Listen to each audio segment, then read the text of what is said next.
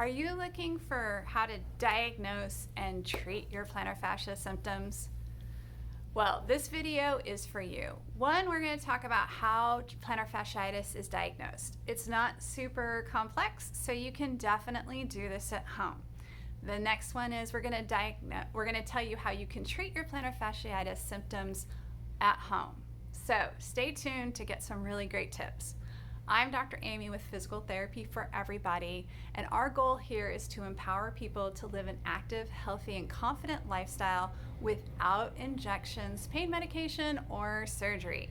And I gotta tell you guys, plantar fasciitis is actually pretty easy to treat without having to have any injections or anything like that. But the key is you gotta get to it early. So you need to know if that's actually what you're dealing with, and then you need to implement some strategies early, because the longer you wait, the more the plantar fasciitis symptoms spread, and then that makes it more difficult to treat, right? Does that make sense? All right. If you have questions on what plantar fasciitis is, or if you have questions on the causes or common causes of plantar fasciitis, then I definitely recommend you check out our other video. We discuss the common causes. We discuss more about what plantar fasciitis is. A lot of people don't really understand or how it starts. So check out that video and then come back here and you can learn more about how to diagnose and treat your plantar fasciitis. So let's start with diagnosis. Well, I gotta tell you, there's pain in your heel. Now, I will also say that not all heel pain is plantar fasciitis, but often that is the most common sign of plantar fasciitis is pain in your heel, and definitely pain that you have first thing in the morning. So plantar fasciitis tends to be the pain that you get out of bed, put your feet on the ground, stand up, and bam, it's there, first thing in the morning. That is kind of the gold standard diagnosis for plantar fasciitis. Again, it doesn't necessarily mean it's that. It could be something else, but that is our gold standard diagnosis for plantar fasciitis. Also, what you'll notice if you have plantar fasciitis is that you'll have increased pain after you exercise. So you won't have increased pain while you exercise. That actually kind of helps to stretch out the plantar fascia. It brings blood supply to it. It actually tends to feel pretty good while you're exercising. But then you go home, maybe you take a shower, you sit down, you eat breakfast, you eat dinner, whatever it is, and then you get up after that. That's when you're gonna notice the pain after you've rested for a little bit after exercise. So definitely that's again, a hallmark feature of plantar fasciitis. You'll also notice as it spreads, or as the plantar fasciitis progresses, it spreads into the arch of the foot and towards the toes. So that's where the plantar fascia runs. It runs from the heel to the toes. And so as symptoms progress, it will start spreading down that arch and into the toes. So we really want to treat it when it's at the heel because it's much easier to treat then. When it's covering the entire bottom of the foot, it becomes way more difficult. That's why we're discussing this today, so you can get a diagnosis or do a self-diagnosis and get in to see a specialist who can help you with this problem before it gets worse. Because it's definitely one of those that the worse it gets, the longer it takes to treat, right? And we all want to get it done with and move on with our lives. So that's why we're doing this video today. All right, another common symptom with plantar fasciitis is pain after prolonged standing. So if you're standing for a long period of time, it definitely will cause increased stress to that plantar fascia. It is worse if you are not standing in good shoes because you don't have good support of that arch, and that makes more stress. So the plantar fascia runs from the heel to the toes, so it's my finger right here, right? And if you don't have support of that arch while you're standing, well, then it's just gonna force that to stretch. Sorry, my finger doesn't stretch, so I can't demonstrate that, but I hope you get the idea there. So it's really a challenge for prolonged standing, and I'm seeing it a lot in my teachers right now because they stand all day long, right? And it's really challenging. So definitely my teacher friends, but anybody who stands for a long period of time for work, or even just for what you like to do for your daily activities, or because you like cooking or whatever, definitely take a break. Even 5 minutes can make a big difference. And if you have to be standing for a long period of time, friends, I need you to have some good supportive shoes and not be wearing your flip-flops. I know you like your flip-flops. I understand that. I'm gonna need you to get some good flip-flops if you want to wear your flip-flops. There are definitely some really supportive ones. There's some really great flip-flops actually out on the market right now. If you are a flip-flop person, just get some that are really supportive. Not those like flat, cheap ones. Like, no, we can't do that. Okay? Go get some new flip-flops. Thank you. All right. The other thing that a lot of people don't really understand about plantar fasciitis is that, so the plantar fascia is on the heel, right? This is your heel. These are my toes over here, right? Well, right on the other side of that heel, the Achilles tendon is attaching into. Now, the Achilles tendon is what the calf muscles attach into. So if your calf is tight, so that's this part up here, it will put also more tension on the plantar fascia.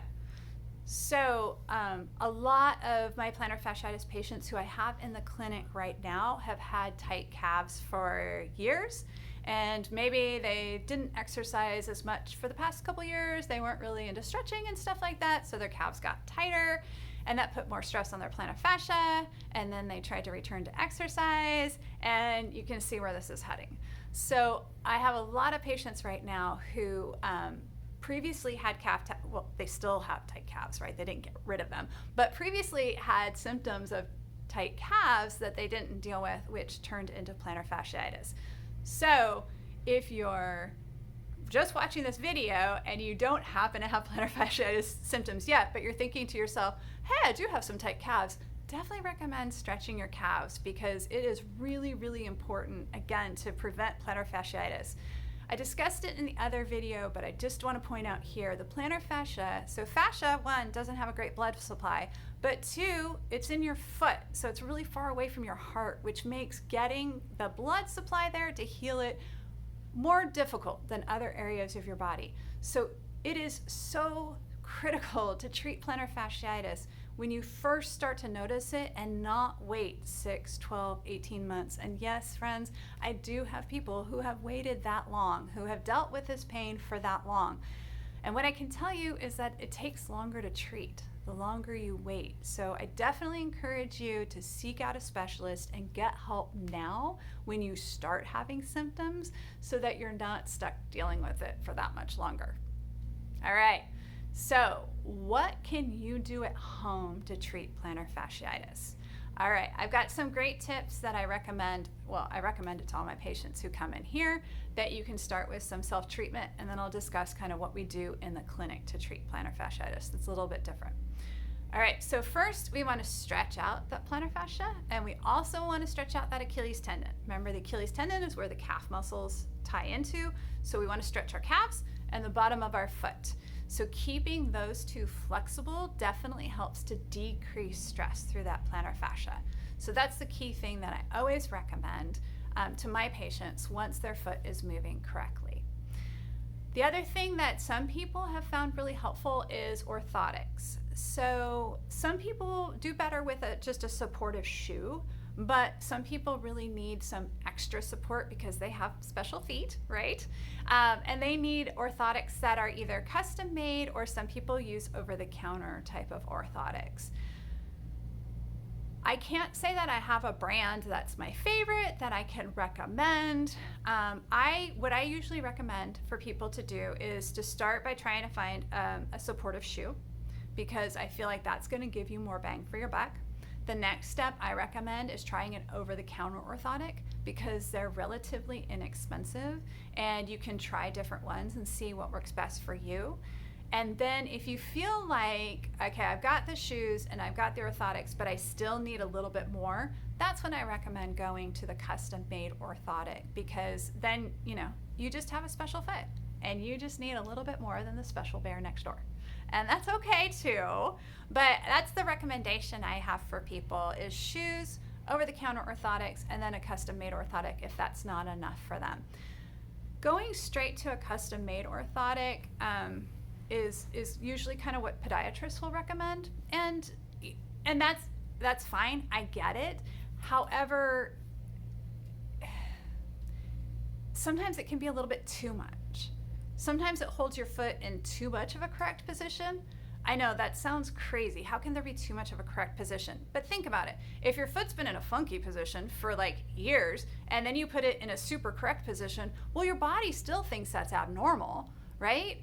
It doesn't know that that's the correct position. You have to teach it that that's the correct position. So sometimes putting you in an orthotic, although it does hold your foot in the correct position, can actually cause different problems than the ones you went in there for. And that's not really fun. So that's why I usually don't recommend straight to a custom orthotic. But again, if you've already tried the other steps, it might be a good one for you. Now, one thing that I have found recently among many of my patients who I've been working with is Hokas. So you may have heard of Hokas. They have the really big cushy heel, and they have kind of that, some of them have that rocker bottom shoe. Not all of them. There's all kinds of different Hokas out there. They used to be the rocker bottom ones. Those were the ones that you saw that they went, right? Now they have all kinds of different brands. They've totally expanded their line and everything like that. However, they do have a big cushy heel, so it decreases that force or that impact when you're walking and taking those steps. I've had a lot of patients who have really had good results with that and feel like it really helps their foot feel better. So I have no endorsement from Hoka, but just my recommendation from what I'm seeing from my patients to pass on to you guys. And I would be remiss if I did not mention how physical therapy can help you treat your plantar fasciitis. Because a lot of people don't understand, well, if I can do all these things at home, what is it that you're gonna do? Let me tell you what I'm gonna do. One, I'm gonna figure out why this started in the first place. Just because you have plantar fasciitis, that's not the end of the question. The question really is, why do you have plantar fasciitis? What joints aren't moving correctly? What muscles aren't working correctly? What is going on that caused this problem in the first place? I often find that calcaneus, which is that heel bone, so it's supposed to move, they call it like a boat on the water, because it has to deal with the ground and your body, right? So it moves like a boat on the water. And so it has to have a lot of mobility. It's not just one directional. And I find in my plantar fasciitis patients who I have right now that their calcaneus is stuck and it only moves one way. Well, a boat on the water does not only move one way. So we've got to unstick it and get it moving better. We also want to deal with the other joints in the foot, because obviously if the calcaneus, which is the heel, which is where that force initially goes through your body, is having problems, you can imagine all the other joints are also having problems, right? Indeed. So that's what we work on. We also do some work directly to the plantar fascia to help stimulate healing, and there's different techniques that we have for that. We also look at what's going on in your calves, your knees, your hips, your pelvis, and your low back. Because again, my question is, why did this start in the first place? What caused that abnormal force to be going through the plantar fascia that caused it to get inflamed and cause the plantar fasciitis? So if you have questions about your plantar fasciitis, definitely pop them below. I'd be happy to do another video and answer those, or feel free to give us a call. We would love to hear more about your story and see if we can help you here at Physical Therapy for Everybody. All right, have a great day, everyone. Bye.